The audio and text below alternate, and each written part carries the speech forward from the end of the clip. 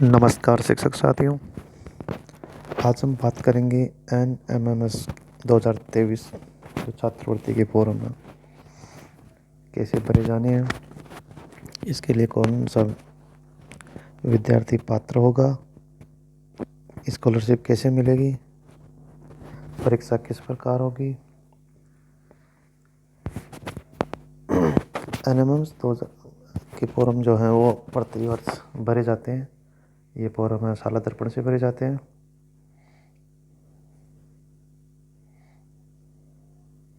अगर हम बात करें नेशनल मीन्स का मेरिट स्कॉलरशिप की, तो एक केंद्र प्रायोजित योजना है।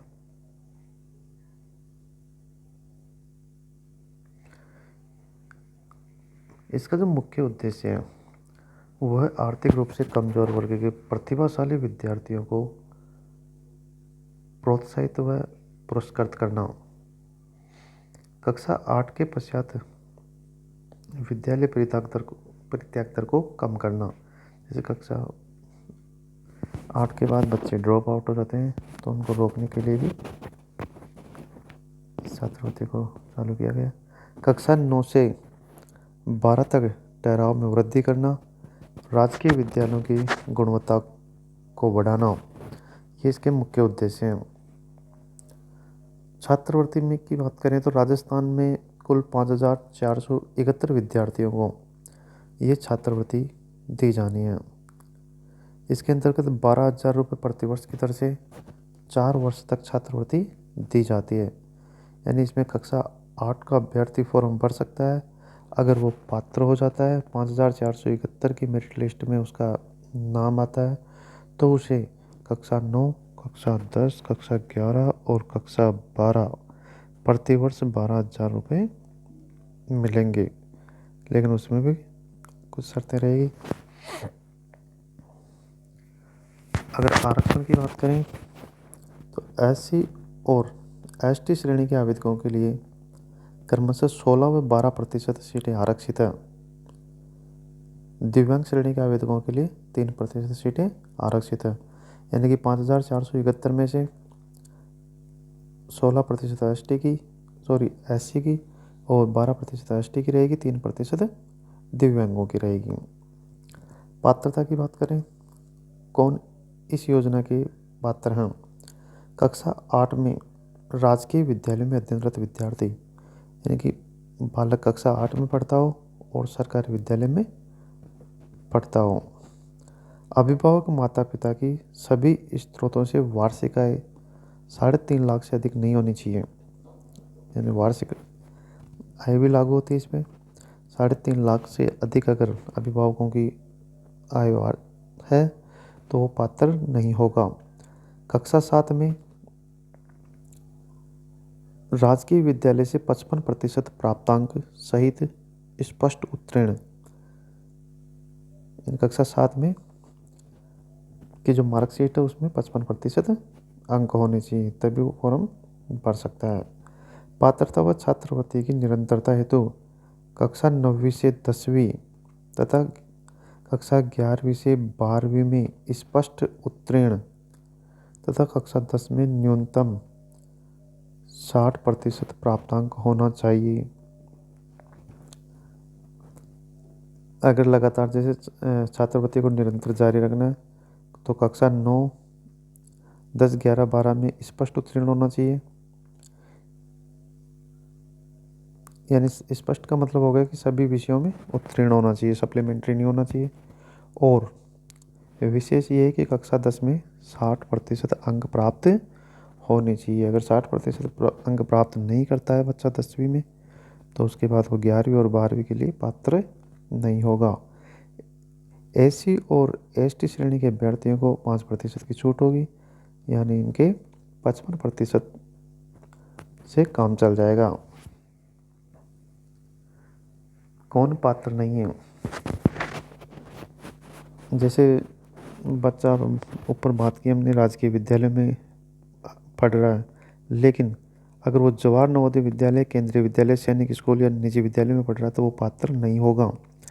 राज्य सरकार द्वारा संचालित राजकीय छात्रावास और आवासीय विद्यालय में पढ़ने वाले छात्र जहाँ बोर्डिंग लॉजिंग और शिक्षा जैसी सुविधाएं प्रदान की जाती है। यानी छात्रावास की सुविधा वाले जो आवासीय विद्यालय उनके बच्चे भी पात्र नहीं होंगे।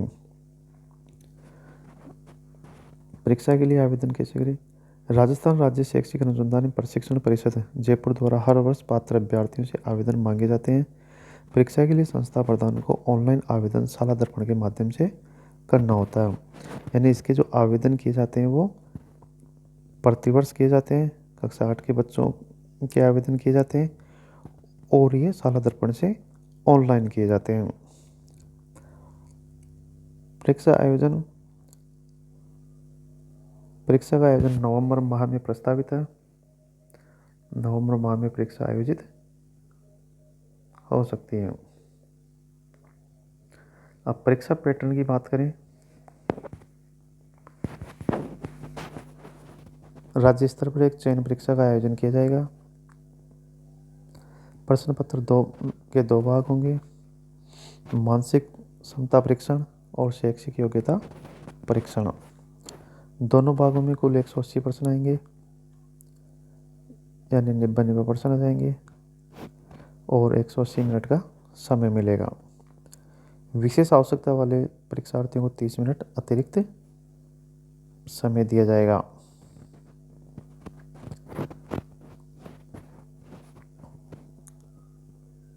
मानसिक क्षमता परीक्षा में क्या क्या आना है वो दे रखा है यहाँ पे। शैक्षणिक योग्यता टेस्ट, उसमें क्या क्या सिलेबस में क्या आएगा, जैसे विज्ञान, सामाजिक अध्ययन और गणित विषयों से क्या है 90 बहुविकल्पीय प्रश्न होंगे और जो पेपर होगा वो बहुविकल्पीय होगा। ये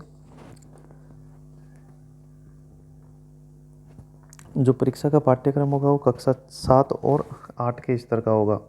यानी जितने भी सवाल पूछे जाएंगे वो कक्षा 7 और 8 के पूछे जाएंगे, चाहे वो विज्ञान के हो, सामाजिक विज्ञान के हो या गणित के हो। परीक्षा परिणाम, चयन परीक्षा के बाद अतिशीघ्र परिणाम घोषित किया जाएगा। छात्रवृत्ति की पात्रता के लिए इसकी मेरिट में आना आवश्यक है। यानी कि जो मेरिट बनेगी उस मेरिट में, जैसा कि मैंने आपको बताया, जैसे राजस्थान से केवल 5,471 बच्चों का ही चयन होगा, तो उन 5,000 बच्चों में अगर इस छात्रवृत्ति का आपको पात्र बनना है तो इस मेरिट में आना जरूरी है। आवेदकों को चयन परीक्षा में न्यूनतम 40% अंक प्राप्त करने हैं। अगर बालक 40% से कम अंक प्राप्त करता है तो वो भी पात्र नहीं होगा। SC और ST के अभ्यर्थियों के लिए थोड़ी सी छूट है, उनको 32% अंक ही प्राप्त करने हैं। इसके और विशेष महत्वपूर्ण निर्देशों की बात करें, पात्रता शर्तें एवं आवश्यक दस्तावेजों की सूची पढ़ ले में। छात्रवृत्ति में चयन होने के बाद कक्षा 9 में राजकीय विद्यालय में प्रवेशित विद्यार्थी नेशनल स्कॉलरशिप पोर्टल पर आवेदन करें। यानी जैसे आपका छात्रवृत्ति के लिए चयन हो गया है, कक्षा 8 में आपने परीक्षा दी, छात्रवृत्ति के लिए आपका चयन हो गया, तो कक्षा 9 में आपको एक और फॉर्म भरना है, वो है छात्रवृत्ति का फॉर्म।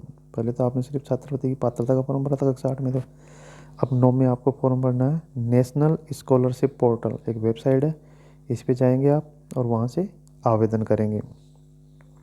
कक्षा 9 उत्तीर्ण करने के बाद विद्यार्थी को कक्षा 10, 11 व 12 में NSP, वही नेशनल स्कॉलरशिप पोर्टल से नवीनीकरण कराना होता है। यानी कक्षा 9 के बाद 10 में भी करवाना है नवीनीकरण, 11 में भी करवाना और कक्षा 12 में भी करवाना है। विद्यार्थी के आधार कार्ड, शाला दर्पण रिकॉर्ड और बैंक डिटेल में कोई मिसमैच नहीं होना चाहिए। आपका अगर आप पात्र हो जाते हैं छात्रवृत्ति के लिए तो आपके जो रिकॉर्ड है, आधार कार्ड, शाला दर्पण रिकॉर्ड और बैंक डिटेल, इसमें आपका नाम, जन्म तिथि सेम होनी चाहिए, वरना जो पैसे वो आपके बैंक खाते में नहीं आ पाएंगे। एक बार अनुत्तीर्ण होने पर या रजिस्ट्रेशन, नवीनीकरण या वेरिफिकेशन नहीं करने पर उत्तरोत्तर वर्षों में अपात्र माना जाएगा। यानी आप वेरिफिकेशन नहीं करोगे तो अपात्र हो जाओगे। जो वेरिफिकेशन होता है, नवीनीकरण होता है, वो निर्धारित तिथि में ये पूरा करें।